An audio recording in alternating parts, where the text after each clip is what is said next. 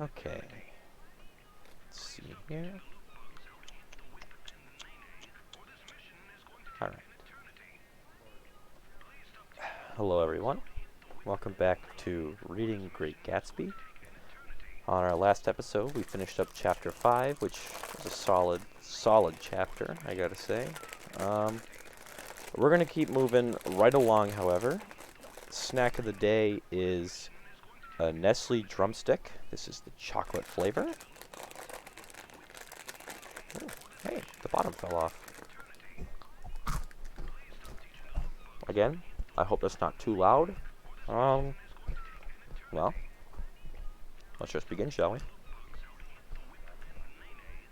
About this time, an ambitious young reporter from New York arrived one morning at Gatsby's door and asked him if he had anything to say. Anything to say about what? Inquired Gatsby politely. Why, any statement to give out. It transpired after a confused 5 minutes that the man had heard Gatsby's name around his office, in a connection which he either wouldn't reveal or didn't fully understand. This was his day off, and and with laudable initiative, he had hurried out to see.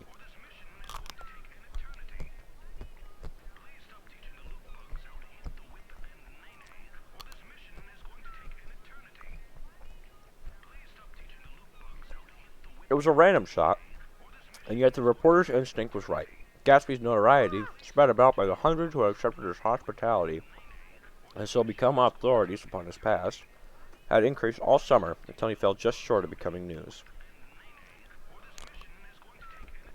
Contemporary legends, like the underground pipeline of Canada, and there was one, and he didn't live in a house at all, but in a boat that looked like a house and just moved frequently up and down the Long Island shore.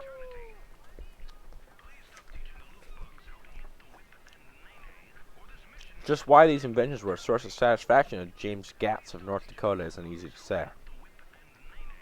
James Gatz. That was really, or at least legally, his name. He changed at the age of 17 at the specific moment that he witnessed the beginning of his career, when he saw Dan Cody's yacht drop anchor over the most insidious flat in Lake Superior. It was James Gatz, who had been loafing about the beach that afternoon in a torn green jersey and a pair of canvas pants. But it was already Jay Gatsby who borrowed a rowboat, pulled out to the Tuolumne, and informed Cody that a wind might catch him and break him up in half an hour.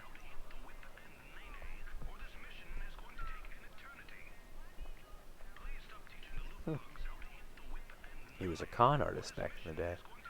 I like that. I suppose he had the name ready for a long time, even then. His parents were shiftless and unsuccessful farm people. His imagination had never really accepted them as his parents at all.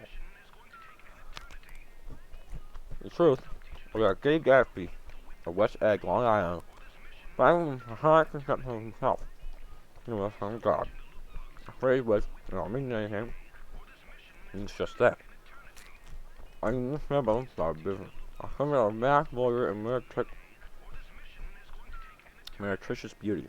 But his wasn't also a great Gatsby. The first thing the boy was like, really after you invent. Yeah, as a clam digger and salmon fisher, or boil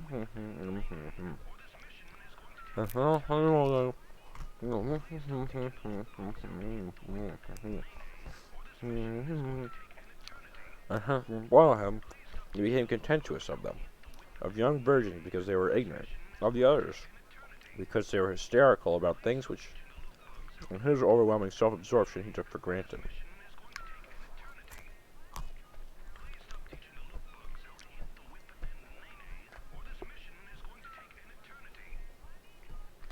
But his heart was in a constant, turbulent riot. The most grotesque and fantastic conceit haunted him in his bed at night. A universe of ineffable gaudiness, one about, on the clock ticked on the washstand, and the moon soaked with the wet light had tangled clothes upon the floor.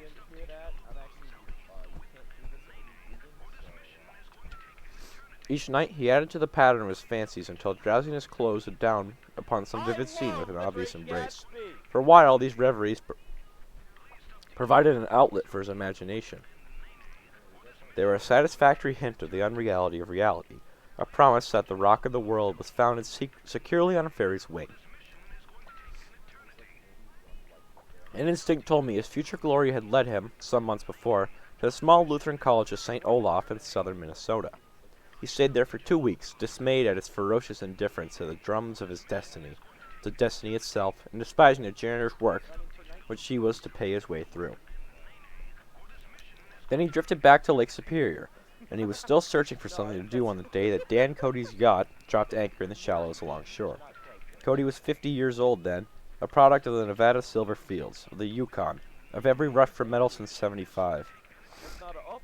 The transactions in Montana copper that made him many times a millionaire found him physically robust but on the verge of soft-mindedness, and, suspecting this, an infinite number of women tried to separate him from his money, the none too savory ramifications by which Ella Kay, the newspaper woman, played Madame de Maintenon to his weakness, and sent him to sea in a yacht. More common knowledge to the turgid sub-journalism of 1902. He had been coasting along all too hospitable shores for 5 years when he turned up at James Gats's Destiny in Little Girl Bay. To young Gats, resting on his oars and looking up at the railed deck, that yacht represented all the beauty and glamour in the world. I suppose he smiled at Cody. He had probably discovered that people liked him when he smiled. At any rate, Cody asked him a few questions. One of them elicited the brand new name, and found that he was quick and extravagantly ambitious. A few days later, he took them to Duluth and bought him a new coat, 6 pairs of white duck trousers, and a yachting cap. And when the Tuolumne left for the West Indies and Barbary Coast, Gatsby left too. He was employed in a vague personal capacity. While he remained with Cody, he was in turn steward, mate, skipper, secretary, and even jailer, for Dan Cody sober knew what lavish doings Dan Cody drunk might soon be about. And he provided for such contingencies by reposing more and more trust in Gatsby. The arrangement lasted 5 years, during which the boat went 3 times around the continent. It might have lasted indefinitely, except for the fact that Ella Kay came on board one night in Boston, and a week later, Dan Cody inhospitably died. I remember the portrait of him up in Gatsby's bedroom, a gray, florid man with a hard, empty face, the pioneer debauchee, who during one phase of American life brought back to the eastern seaboard the savage violence of the frontier brothel and saloon. It was indirectly due to Cody that Gatsby drank so little. Sometimes, in the course of gay parties, women used to rub champagne into his hair. For himself, he formed the habit of letting liquor alone. And it was from Cody that he inherited money, a legacy of $25,000. He didn't get it. He never understood the legal advice that was used against him, but what remained of the millions went intact to Ella Kay. He was left with his singularly appropriate education. The vague contour of J. Gatsby had filled out to the substantiality of a man. He told me all this very much later, but I've put down here the idea of exploding those first wild rumors about his antecedents, which weren't even faintly true. Moreover, he told it to me at a time of confusion, when I had reached the point of believing everything and nothing about him. So I take advantage of this short halt, while Gatsby, so to speak, caught his breath, to clear this set of misconceptions away. It was a halt, too, in my association with his affairs. For several weeks I didn't see him or hear his voice on the phone. Mostly, I was in New York, trotting around with Jordan and trying to integrate myself with her senile aunt. But finally, I went over to his house one Sunday afternoon. I hadn't been there 2 minutes when somebody brought Tom Buchanan in for a drink. I was startled, naturally, but the really surprising thing was that it hadn't happened before. There were a party of 3 on horseback, Tom and a man named Sloane, and a pretty woman in brown riding habit, who had been there previously. "I'm delighted to see you," said Gatsby, standing on his porch. "I'm delighted that you dropped in." As though they cared. "Sit right down. Have a cigarette or a cigar." He walked around the room quickly, ringing bells. "I'll have something to drink for you in just a minute." He was profoundly affected by the fact that Tom was there, but he would be uneasy anyhow until he had given them something, realizing in a vague way that was all they came for. Mr. Sloane wanted nothing. A lemonade? No, thanks. A little champagne? Nothing at all, thanks. I'm sorry. Did you have a nice ride? Very good roads around here. I suppose the automobiles? Yeah. Moved by an irresistible impulse, Gatsby turned to Tom, who had accepted the introduction as a stranger. "I believe we've met somewhere before, Mr. Buchanan." "Oh, yes," said Tom, gruffly polite, but obviously not remembering. "So we did. I remember very well." About 2 weeks ago. That's right, you were with Nick there. I know your wife, continued Gatsby almost aggressively. That's so. Tom turned to me. You live near here, Nick? Next door. That's so. Mr. Sloane didn't enter into the conversation, but lounged back haughtily in his chair. The woman said nothing either, until unexpectedly, after 2 highballs, she became cordial. We've all come over to your next party, Mr. Gatsby, she suggested. What do you say? Certainly. I'd be delighted to have you. Be very nice, said Mr. Sloane, without gratitude. Well, think ought to be heading home. Please don't hurry, Gatsby urged them. He had control of himself now, and he wanted to see more of Tom. Why don't you stay for supper? I wouldn't be surprised if other people dropped in from New York. You come to supper with me, said the lady enthusiastically. Both of you. This included me. Mr. Sloane got to his feet. Come along, he said, but to her only. I mean it, she insisted. I'd love to have you. Lots of room. Gatsby looked at me questioningly. He wanted to go, and he didn't see that Mr. Sloane had determined he shouldn't. I'm afraid I won't be able to, I said. Well, you come, she urged, concentrating on Gatsby. Mr. Sloane murmured something close to her ear. We won't be late if we start now, she insisted aloud. I haven't got a horse, said Gatsby. I used to ride in the army, but I've never bought a horse. I'll have to follow you in my car. Excuse me for a minute. The rest of us walked out on the porch, where Sloane and the lady began an impassioned conversation aside. My God, I believe that man's coming, she said. Doesn't he know she doesn't want him? She says she does want him. She has a big dinner party, and he won't know a soul there, he frowned. I wonder where in the devil he met Daisy. By God, it may be old-fashioned in my ideas, but women run around too much these days to suit me. They meet all kinds of crazy fish. Suddenly, Mr. Sloane and the lady walked down the steps and mounted their horses. Come on, said Mr. Sloane to Tim. We're late. We've got to go. And then to me. Tell him we couldn't wait, will you? Tom and I shook hands. The rest of us exchanged a cool nod, and they trotted quickly down the drive, disappearing under the August foliage just as Gatsby, with hat and light overcoat in hand, came out the front door. Tom was evidently perturbed at Daisy's running around alone, for on the following Saturday night, he came with her to Gatsby's party. Perhaps his presence gave the evening its peculiar quality of oppressiveness. It stands out in my memory from Gatsby's other parties this summer. There were the same people, or at least the same sort of people, the same profusion of champagne, the same many-colored, many-keyed commotion, but I felt an unpleasantness in the air, a pervading harshness that hadn't been there before. Or perhaps I had merely grown used to it, grown to accept West Egg as a world complete in itself, with its own standards and its own great figures, second to nothing because it had no consciousness of being so. And now I was looking at it again, through Daisy's eyes. It is invariably saddening to look through new eyes at things upon which you have expended your own powers of adjustment. They arrived at twilight, and, as we strolled out among the sparkling hundreds, Daisy's voice was playing murmurous tricks in her throat. These things excite me so, she whispered. If you want to kiss me any time during the evening, Nick, just let me know, and I'll be glad to arrange it for you. Just mention my name, or present a green card. I'm giving out green... Look around, suggested Gatsby. I'm looking around. I'm having a marvelous... You must see the faces of many people you've heard about. Tom's arrogant eyes roamed the crowd. We don't go around very much, he said. In fact, I was just thinking I don't know a soul here. Perhaps you know that lady? Gatsby indicated a gorgeous, scarcely human orchid of a woman who sat in a state under a white palm tree. Tom and Daisy stared, with that purely unreal feeling that accompanies the recognition of a hitherto ghostly celebrity of the movies. She's lovely, said Daisy. The man bending over her is her director. He took them ceremoniously from group to group. Mrs. Buchanan and Mr. Buchanan. After an instant's hesitation, he added, the polo player. Oh, no, objected Tom quickly. Not me. But evidently the sound of it pleased Gatsby, for Tom remained the polo player for the rest of the evening. I've never met so many celebrities, Daisy exclaimed. I liked that man. What was his name? The sort of blue nose? Gatsby identified him, adding that he was a small producer. Well, I liked him anyhow. I'd a little rather not be the polo player, said Tom pleasantly. I'd rather look at all these famous people in oblivion.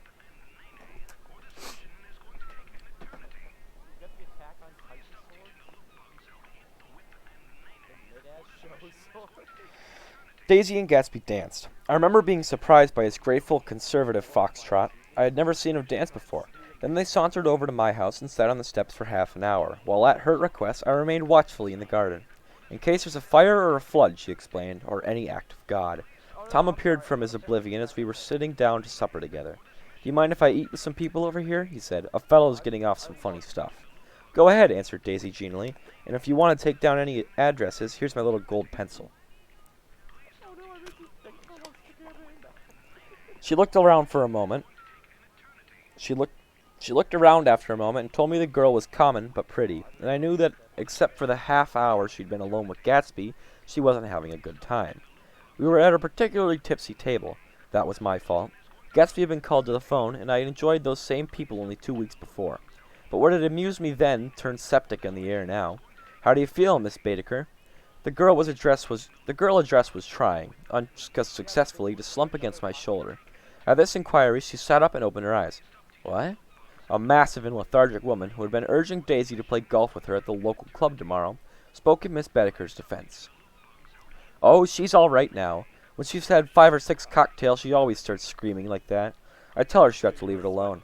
"I do leave it alone," affirmed the accused haughtily. "We heard you yelling, so I said to Doc Savette over here, 'There's somebody that needs your help, Doc.'" "She's much obliged, I'm sure," said another friend, without gratitude. "But you got her dress all wet when you stuck her head in the pool." "Anything I hate is to get my head stuck in a pool," mumbled Miss Baedeker. "They almost drowned me once over in New Jersey." "Then you ought to leave it alone," countered Dr. Savette.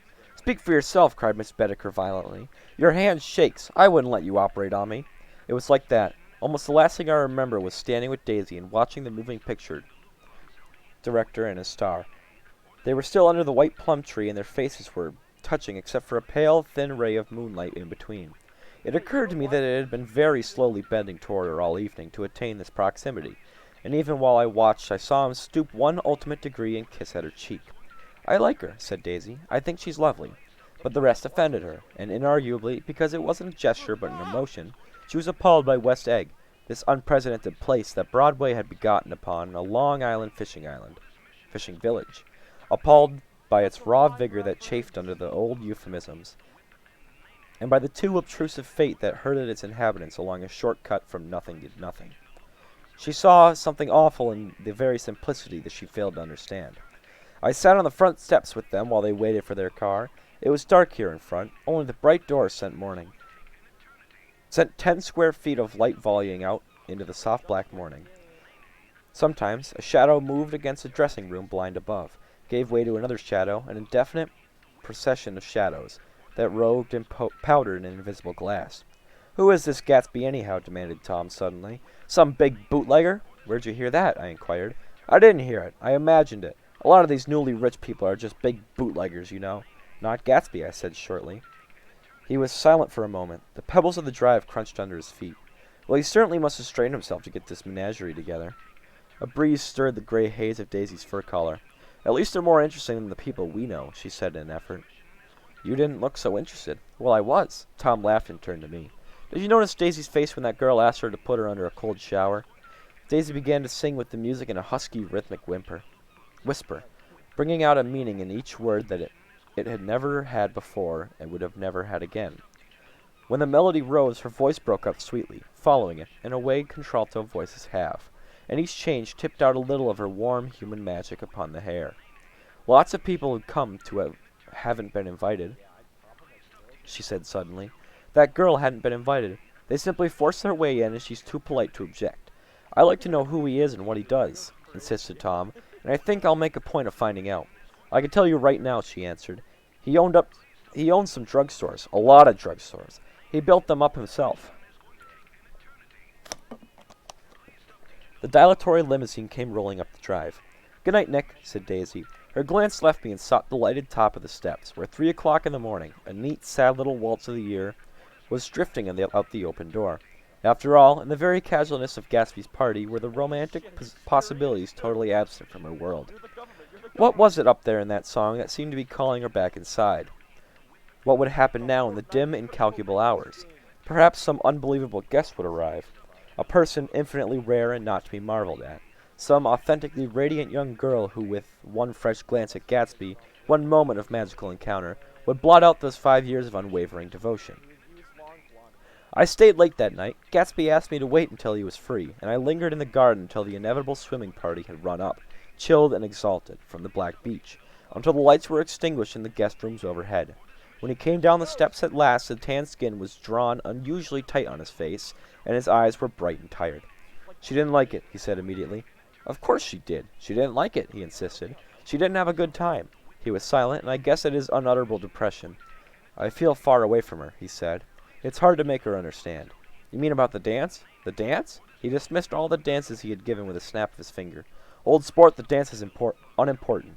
He wanted nothing less of Daisy than that she should go to Tom and say, I never loved you.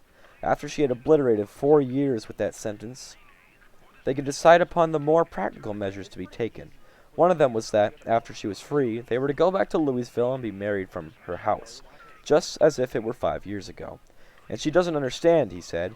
She used to be able to understand. We'd sit for hours. He broke off and began to walk up and down a desolate path of fruit rinds and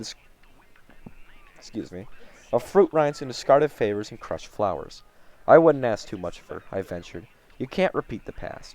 Can't repeat the past, he cried incredulously. Why, of course you can. He looked around him wildly, as if the past were lurking here in the shadow of his house, just out of reach of his hand. I'm going to fix everything just the way it was before, he said, nodding determinedly. She'll see. He talked a lot about the past, and I gathered that he wanted to recover something, some idea of himself, perhaps, that had gone into loving Daisy. His life had been confused and disordered since then, but if he could once return to a certain starting place and go over it all slowly, he could find out what that thing was. One autumn night, 5 years before, they had been walking down the street when the leaves were falling, and they came to a place where there were no trees and the sidewalk was white with moonlight. They stopped here and turned toward each other. Now it was a cool night with that mysterious excitement in which comes at the 2 changes of the year. The quiet lights in the houses were humming into the darkness, and there was a stir and bustle among the stars. Out of the corner of his eye, Gatsby saw that the blocks of the sidewalks really formed a ladder and mounted to a secret place above the trees. He could climb to it, if he climbed alone, and once there he could suck on the pap of life, gulp down the incomparable milk of wonder. His heart beat faster and faster as Daisy's white face came up to his own. He knew that when he kissed this girl and forever wed his unutterable visions to her perishable breath, his mind would never romp again like the mind of God. So he waited, listening for a moment longer to the tuning fork that had been stuck upon a star. Then he kissed her. At his lips' touch she blossomed for him like a flower, and the incarnation was complete. Through all he said, even through his appalling sentimentality, I was reminded of something, an elusive rhythm, a fragment of lost words, that I had heard somewhere before a long time ago. For a moment a phrase tried to take shape in my mouth, and my lips parted like a dumb man's, as though there was more struggling upon them than a wisp of startled air, but they made no sound, and what I had almost remembered was uncommunicable forever. Okay, that's the end of chapter 6. Honestly, again, not a bad chapter. I think the book's finally getting better compared to the first couple chapters anyway.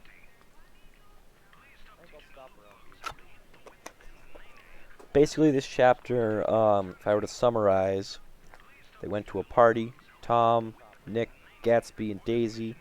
They were all chilling, partying, having a good time. And then they decided to reminisce.